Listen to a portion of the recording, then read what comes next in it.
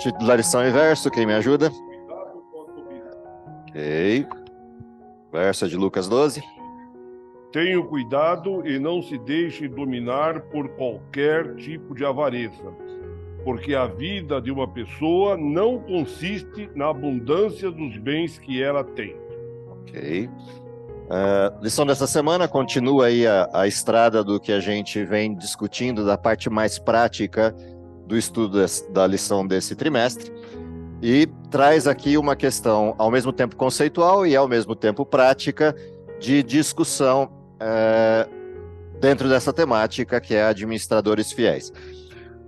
Coisas interessantes da lição dessa semana, antes da gente entrar nos tópicos propriamente da lição. Primeira coisa é a questão de conceito. A lição começa com o conceituar da cobiça a partir de uma referência histórica, obviamente, que é a origem do pecado.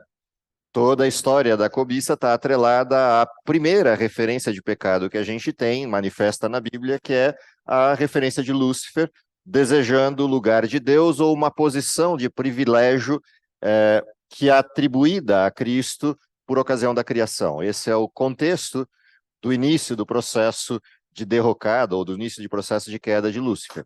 Lúcifer se vê ou se entende como igual a Cristo. E dentro desse contexto, alimenta no seu coração esse desejo de estar como Cristo dentro do contexto, principalmente da criação desse mundo.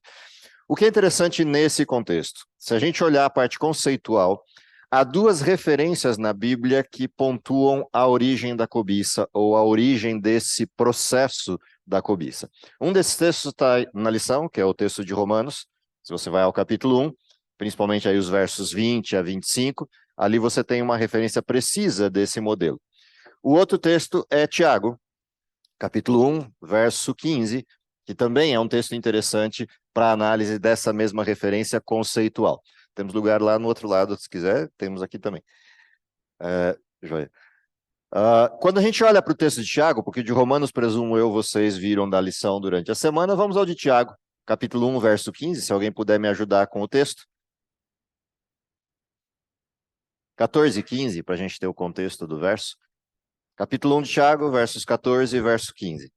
E aí a gente encontra a parte conceitual. Quem puder ler, só levanta a mão para a gente poder chegar com o microfone e o pessoal de casa poder ouvir a gente. Ok. Tiago, capítulo 1, versos 14 e 15. Pode tirar 2 ou 1 também, não tem problema. Tiago 1, 15. Tiago 1, 14 e 15. Cada um, porém, é tentado pelo próprio mau desejo, sendo por este arrastado e seduzido. Então, esse desejo, tendo concebido, dá luz o pecado, e o pecado, após ser consumado, gera a morte. Ok? Por que eu gosto desse texto? Esse texto ele tem 4 níveis diferentes dessa estrutura que a gente estudou durante a semana. Ele mostra os 4 níveis da cobiça, as 4 referências da cobiça. Se você perceber, o início do texto é mau desejo, ou seja, somos estimulados por algo que é essencialmente mal e que alimenta o nosso pensamento, ou seja, o pecado começa aí. O pecado da cobiça tem como primeiro estágio o desejo de algo. Esse desejo de algo é essencialmente mal, não porque aquilo que se deseja seja ruim, mas porque aquilo que se deseja está colocado num contexto de que não seja seu, de que não seja prerrogativa sua, de que não seja algo que lhe pertence. Ou seja, é o desejo de algo não só que não se tem, mas que não se pode ou não se deve ter. E essa é a referência inicial que alimenta o pensamento. O segundo estágio que você vê na sequência do verso, diz lá, isso provoca nascer no contexto do coração humano a cobiça, provoca nascer no desejo um desejo incontido, que é a cobiça. E essa cobiça amplia, ela amplifica esse desejo inicial. Se você olha a sequência do verso, a cobiça que nasce no coração encontra nele uma estrutura de guarida, ou seja, encontra fertilidade ali, encontra forma de desenvolvimento. O terceiro estágio que aparece nesse texto é que essa estrutura, uma vez cultivada, então, algo te chama a atenção, você alimenta isso no coração e isso provoca um desejo incontido. Uma vez alimentado no coração e fecundado isso, o próximo estágio é a produção visível da cobiça. Ou seja, você age na direção daquilo que alimentou no coração. O próximo espaço depois disso, ou o próximo resultado desse processo é morte. O pecado leva à morte. Ou seja, esses 4 níveis do processo da cobiça estão manifestos em todas as histórias que a gente viu durante a semana. Todas elas. Se você observar, cada uma delas tem exatamente essa mesma sequência, inclusive o pecado de Lúcifer. O pensamento, o desejo acariciado encontra a guarida e produz a prática, e a prática conduz à morte. E o interessante é que a morte tem 2 estágios. Tem a morte no sentido real, o último, e tem a morte no sentido daquilo que se é. Ou seja, antes de eu morrer no sentido definitivo, eu morro no sentido daquilo que eu sou. Lúcifer era um anjo de luz. O anjo de luz morreu, ainda que continue vivo. Ou seja, a morte tem 2 estágios. O primeiro estágio da morte é o pior deles, porque o primeiro estágio da morte produz a morte de outros. Porque a cobiça nunca para em si mesmo. Se você olhar o que acontece com Eva, Eva alimenta um desejo. Esse desejo fecunda no seu coração. Ela come do fruto e morre. Mas a morte, enquanto vivo, nunca morre sozinha. O que ela faz imediatamente? Procura por Adão e faz o mesmo processo agora com ele. Adão morre, mas continua vivo. Ou seja, a morte nesses 2 estágios, ela apresenta aquilo que está no texto de Romanos. Então vamos lá para Romanos agora, capítulo 1, texto que estava na lição dessa semana. A partir dos versos... pode pegar a partir do verso 20, para a gente ter contexto, até o verso 25, que é o que estava na lição. Se alguém puder ler, só levantar a mão.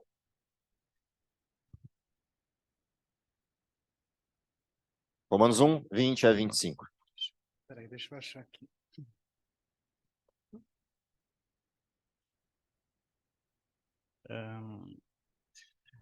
A minha versão mensagem, e ela começa no 18, então eu vou começar um pouquinho à frente aqui, creio que será o 20. Pode ser no 18. Mas o furor divino é despertado pela falta de confiança do ser humano em Deus, pelos erros repetidos, pelas mentiras acumuladas e pela manipulação da verdade. Mas a verdade essencial sobre Deus é muito clara. Abram os olhos e poderão vê-la. Se analisarem com cuidado o que Deus criou, serão capazes de ver o que os olhos deles não enxergam. O poder eterno, por exemplo, e o mistério do ser divino. Portanto, ninguém tem desculpa. Vejam o que aconteceu. A humanidade conhecia Deus perfeitamente, mas deixou de tratá-lo como Deus, recusando-se a adorá-lo, e foi reduzida a um tão terrível estado de insensatez e confusão que a vida humana perdeu o sentido. Eles fingem saber tudo, mas são ignorantes sobre a vida. Trocaram a glória de Deus que sustenta o mundo por imagens baratas vendidas na feira. Percebe o que acontece aqui? Os mesmos 4 estágios que a gente vê da cobiça estão manifestos na representação do desconhecimento de Deus. Então, se você observar, por que Eva peca? Porque ela não para prestar atenção em quem é Deus. Deixa de reconhecê-lo como tal ou como o Criador soberano. Não atinge a compreensão do que seriam os mistérios de Deus. E aqui a gente não está falando da compreensão da plenitude da divindade, mas compreender aquilo que intencionalmente Deus usou no processo criativo, ou seja, por que Deus disse sim e disse não. Não compreendendo isso, ela passa a adotar uma visão de que ela é a dona da verdade, cria sua própria verdade. Ao criar sua própria verdade, manifesta-se a prática do desejo que ela acalentou no coração. É exatamente o mesmo desenho, mostrado agora por uma outra perspectiva, a perspectiva de conhecer ou não conhecer a Deus. Portanto, temos 2 paradigmas aqui. O primeiro deles é reconhecer quem é Deus. O segundo deles é reconhecer quem nós somos. Reconhecendo essas 2 coisas, eu entendo aquilo que eu tenho ou posso ter, aquilo que eu não tenho ou não posso ter. porque eu reconheci os dois elementos primários da identidade humana: quem me fez e quem eu sou. Entendido isso, fica fácil a gente entender as histórias retratadas na lição dessa semana. Temos aí algumas historinhas, lembram delas?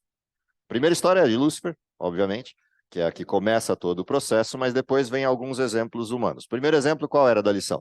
Primeira historinha da lição dessa semana. Só eu tenho lição? Primeira história. História de Acã. O que aconteceu com Acã? Lembra da história, o contexto? Israel está no processo de invasão, você vai encontrar essa história no livro de Josué, portanto está no contexto de invasão de Canaã, ou de entrada e tomada de posse de Canaã. Em Canaã você vai encontrar basicamente 3 conjuntos de pessoas e lugares. Você vai encontrar um conjunto de pessoas e lugares que Deus manda aniquilar até o osso, como diria. Destrói tudo, não sobra nada. O pecado tinha arraigado naquele lugar de tal forma que qualquer coisa que sobrasse implicaria em desvio e degeneração do povo de Israel. Há um outro lugar que você vai encontrar que Deus faz, ou Deus coloca o desenho da seguinte forma: deixa sobreviver algumas coisas, aquelas que ainda têm possibilidade de conversão. Então vai sobrar, às vezes, crianças e mulheres, ou vai sobrar crianças e jovens, e uma possibilidade de continuidade daquilo que é a influência do povo de Israel naquele lugar. E você vai encontrar um terceiro, que é simplesmente a ocupação do lugar. Mas não há necessariamente destruição e batalha. Essas são as situações que você tipicamente encontra na região de Canaã. Especificamente a história de Acã é uma que não deve haver contaminação do povo de Israel com aquilo que existe no lugar. Porque há lugares onde Israel entrou e tomou posse de tudo que estava lá. Mas nesse especificamente, qual era a ordem? Zero a conta. Portanto, onde está o problema de Acã? Lembra? Tem uma ordem de Deus. Ele desconhece a ordem de Deus. Tem uma referência para o povo. Pergunta: Acã, ou qualquer um do povo, precisava daquelas coisas que estavam ali? Quando eles saíram do Egito, saíram levando o quê? Tudo aquilo que precisavam para ser o povo de Deus. Receberam de presente uma terra completa para tudo aquilo que o futuro lhes apresentaria. Portanto, onde está o desvio de foco? Percebe? Não compreendeu quem é Deus. Não entendeu suas ordens. Portanto, não entendeu o que era sim, o que era não e por quê. E não compreendeu quem ele era. Percebe? O desejo não é por causa das coisas. Até porque eles teriam outras guerras. Não eram as coisas o problema. O problema é que ele achou que aquilo lhe era parte da recompensa. Afinal de contas, eu estou lutando. Eu estou na batalha. Eu mereço isso. É aqui que começa a essência do pecado de Acã. Não é tanto o desejo da riqueza, embora ele aparece como parte da alimentação do processo, mas é a percepção de quem ele é que está adulterada. Se você olhar a sequência da história, ela fica evidente.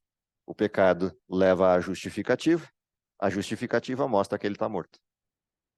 Ou seja, o que acontece com Acã no fim da história, que parece grotesco, ser apedrejado, ele, família, coisas todas, ou seja, tudo foi levado para lá para limpar. O que deveria ter acontecido com a cidade, agora acontece com ele, com a família, com tudo que ele tem, para que o povo de Israel não seja contaminado por aquilo que ele fez. Por que isso? Porque ele já estava morto. A questão é só essa. Às vezes a gente olha algumas histórias grotescas da Bíblia e a gente se esquece de que há 2 mortes. Há uma morte em vida e depois a definitiva. A morte em vida é muito mais perigosa do que a definitiva, porque a definitiva elimina o pecado, mas a morte em vida reproduz o pecado, que é o que aconteceria com Acã. E essa é a primeira referência interessante da história. Ou seja, no nível prático, o que Acã fez foi simplesmente desistir de Deus. Desistindo de Deus, desconhece quem é, desconhecendo quem é, distorce a prática. Basicamente é isso que conduz a todo e qualquer tipo de pecado. Mas a cobiça, por essência, tem os passos bem nítidos nessa mesma direção.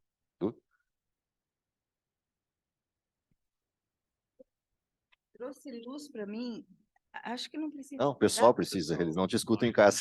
Ah, Aqui a ok. gente te escuta, mas lá em casa não. Vai que o Sérgio está me vendo lá, né?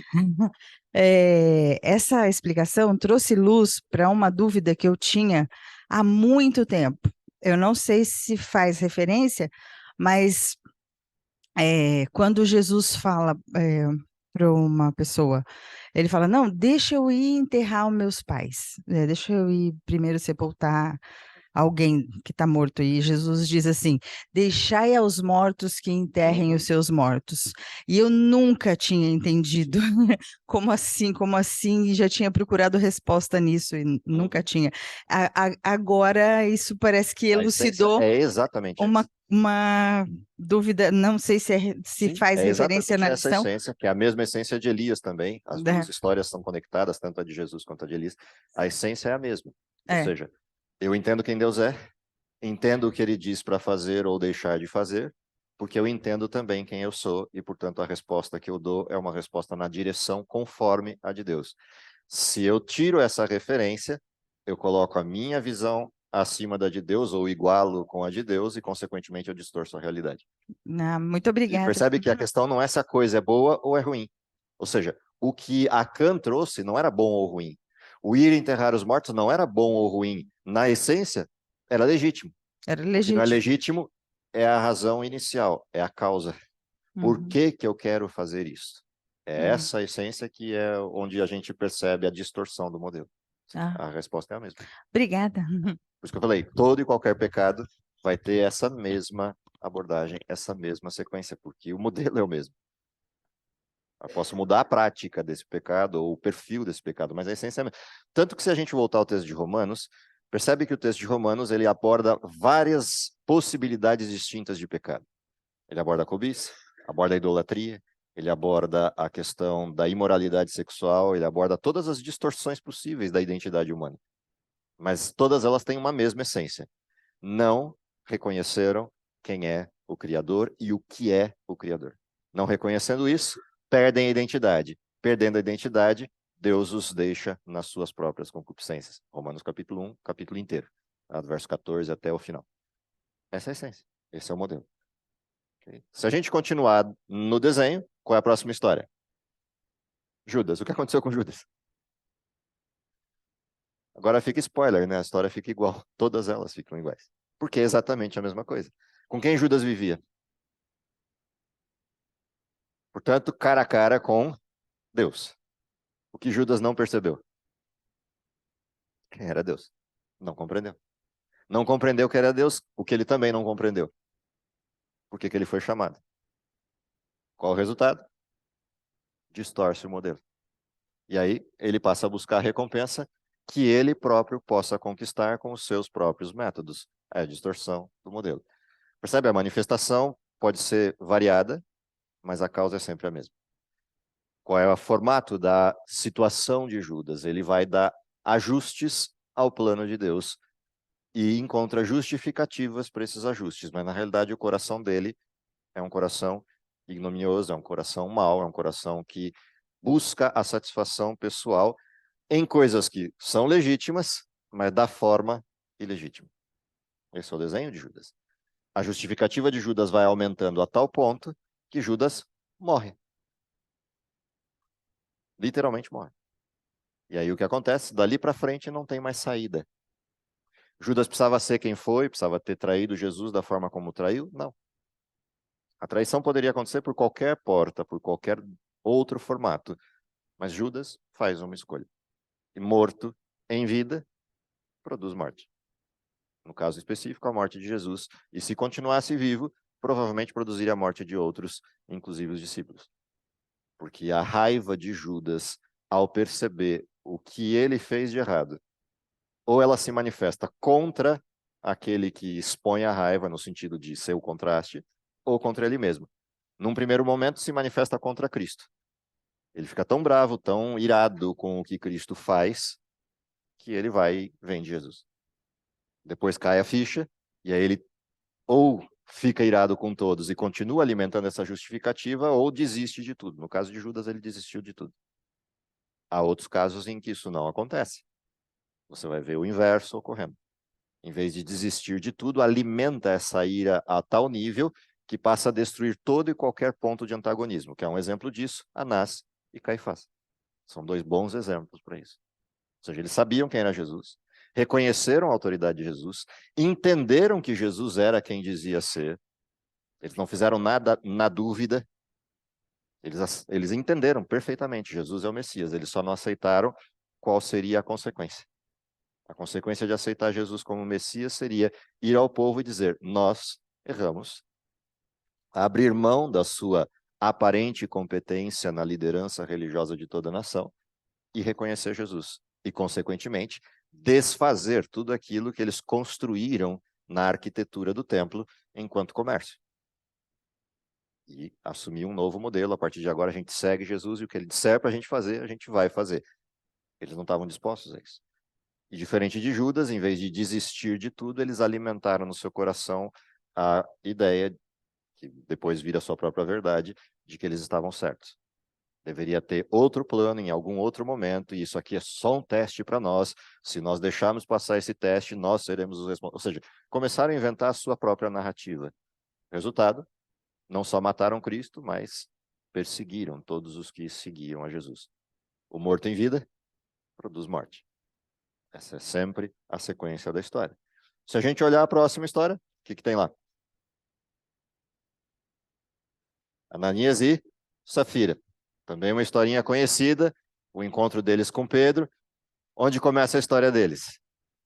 Eles têm uma necessidade específica, eles precisam vender uma propriedade, e para vender essa propriedade, precisam conseguir o valor necessário que pretendiam por ela.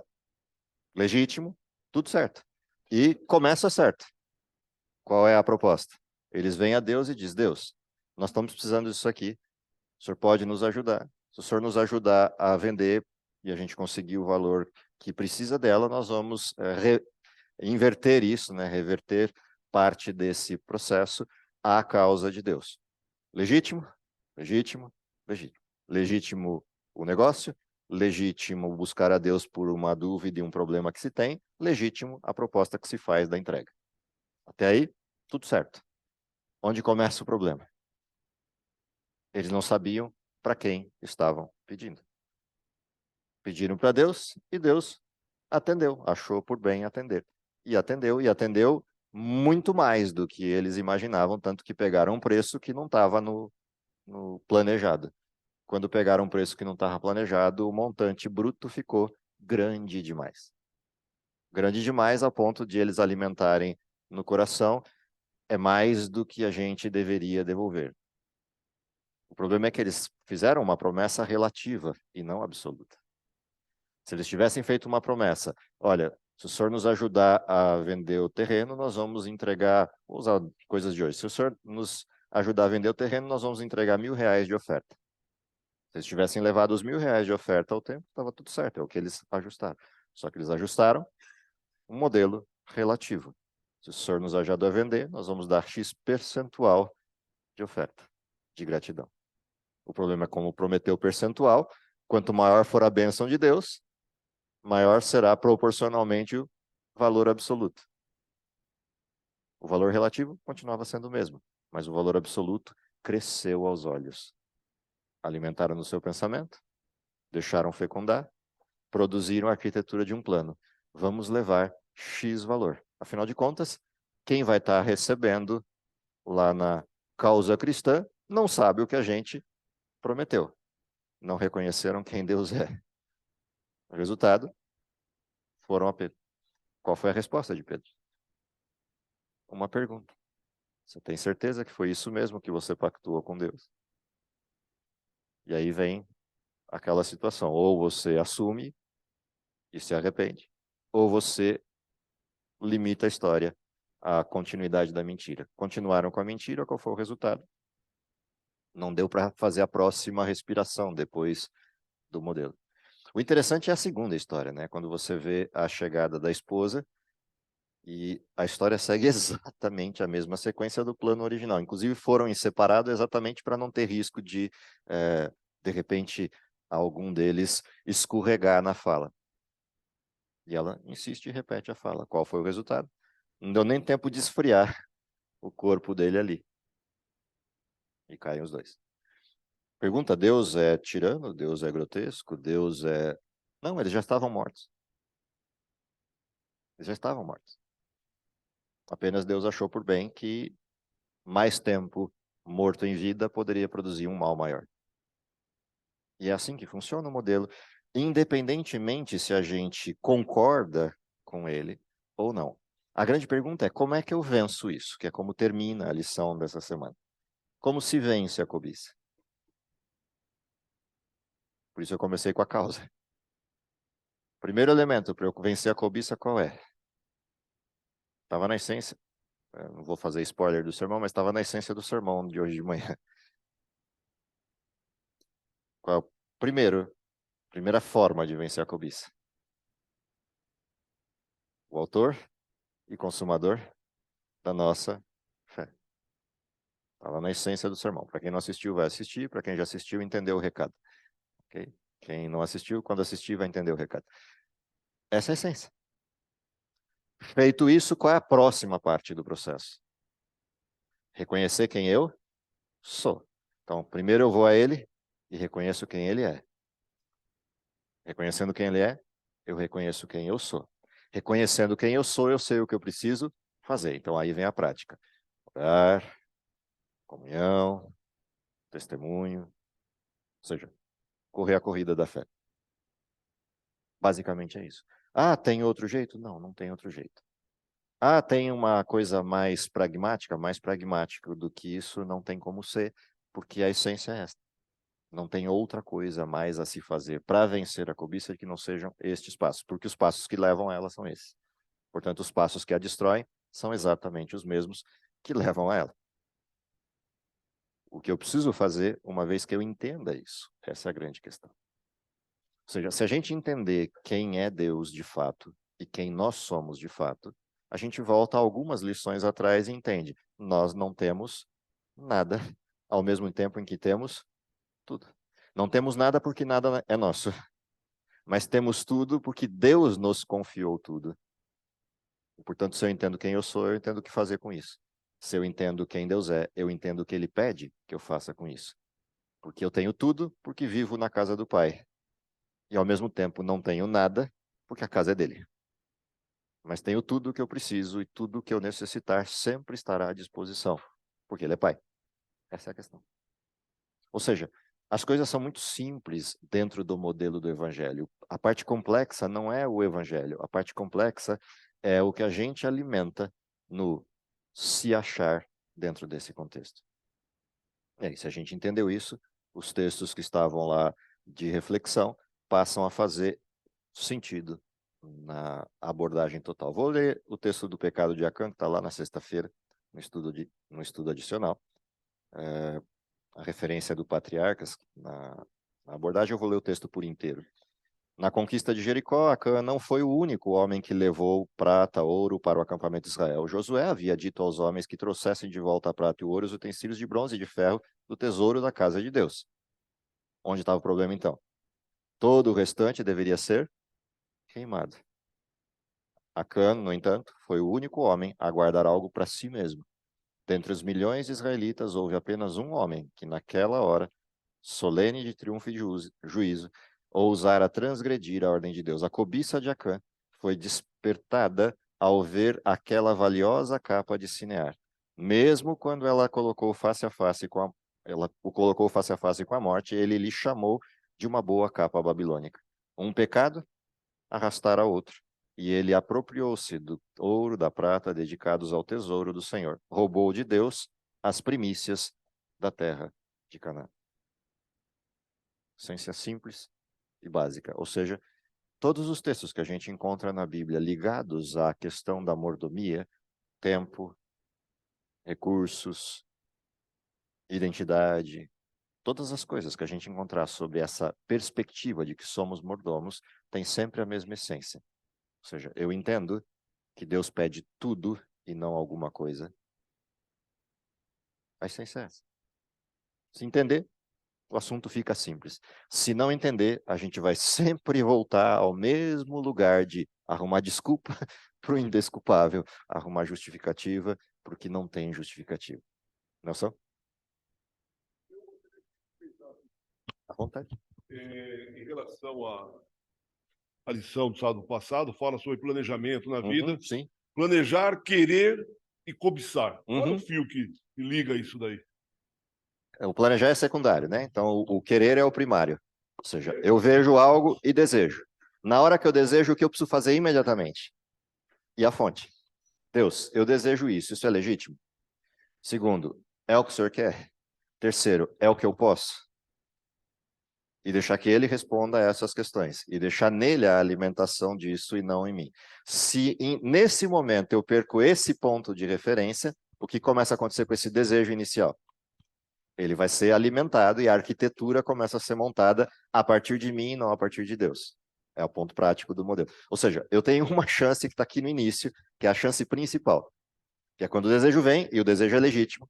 Ou seja, tudo que existe no mundo legitimamente é algo que está disponível? Sim. Agora, o estar disponível significa que é para mim, dentro desse contexto, eu tenho que ir à fonte. Então, basicamente é isso. Se eu não faço isso, eu alimento. Se eu alimento, a próxima fase é o planejamento. Fez o planejamento, a oportunidade aparece, o risco de cometer o erro fisicamente falando é altíssimo. É exatamente o que aconteceu com todos eles na história. Ou seja, apareceu, era legítimo, não foi buscar quem de referência. Ou seja, se Acã tivesse buscado quem de referência, ou seja, num pensamento, ele tivesse lembrado o que Deus quer, Deus já me deu a ordem, ele não deu uma segunda ordem. Se ele não me deu uma segunda ordem, ou eu vou para ele e pergunto, ou eu não faço. Porque a ordem já estava dada.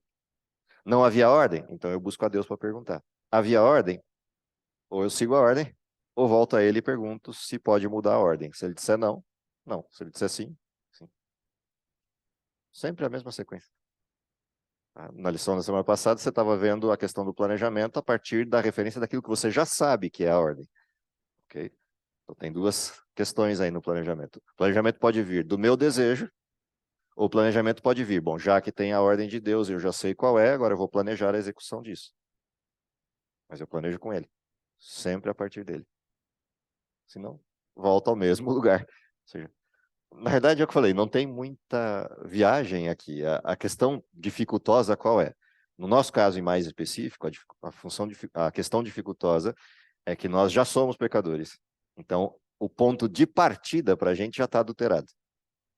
Tá aí a nossa necessidade maior, por exemplo, do que a de Adão e Eva em relação ao ponto de partida. Eles não tinham o ponto de partida do pecado.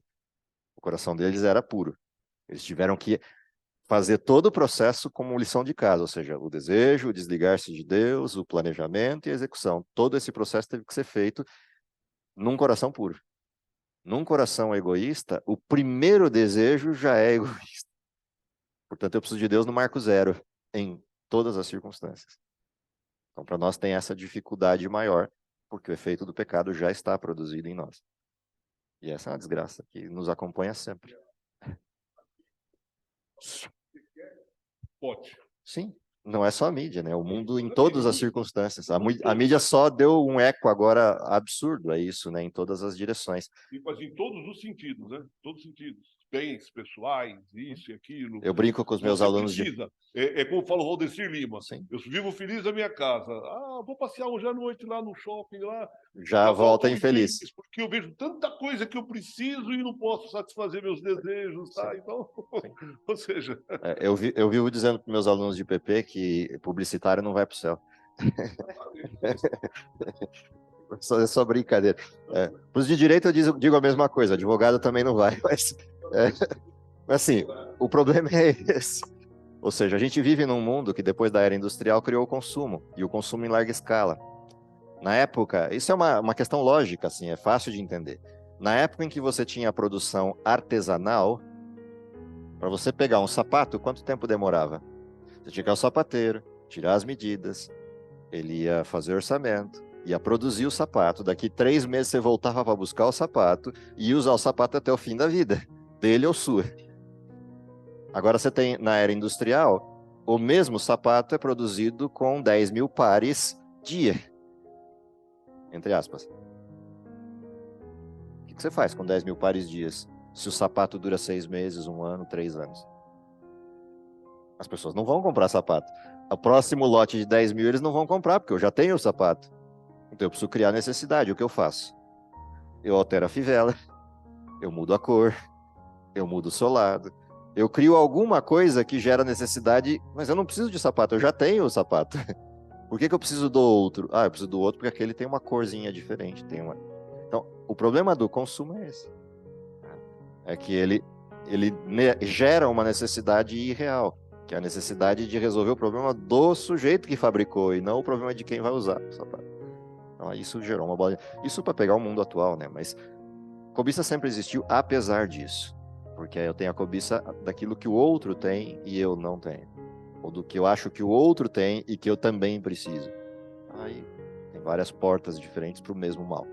Okay?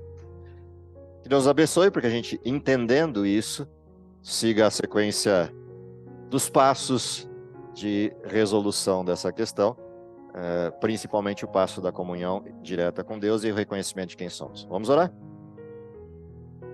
Querido Pai que está nos céus, te agradecemos pelo dom da vida, te agradecemos porque te reconhecemos como nosso Criador, como aquele que nos mantém e nos dá tudo aquilo de que necessitamos, mas entendendo as dificuldades do mundo de pecado em que vivemos e das nossas próprias questões, te pedimos força do Espírito para que possamos ter discernimento, que possamos buscá-lo como referencial para que as coisas deste mundo, nos seus diversos aspectos, não nos roubem tanto a identidade quanto o foco, e principalmente que, mantendo a comunhão contigo, possamos ser pessoas vivas produzindo viva e não mortos vivos produzindo morte.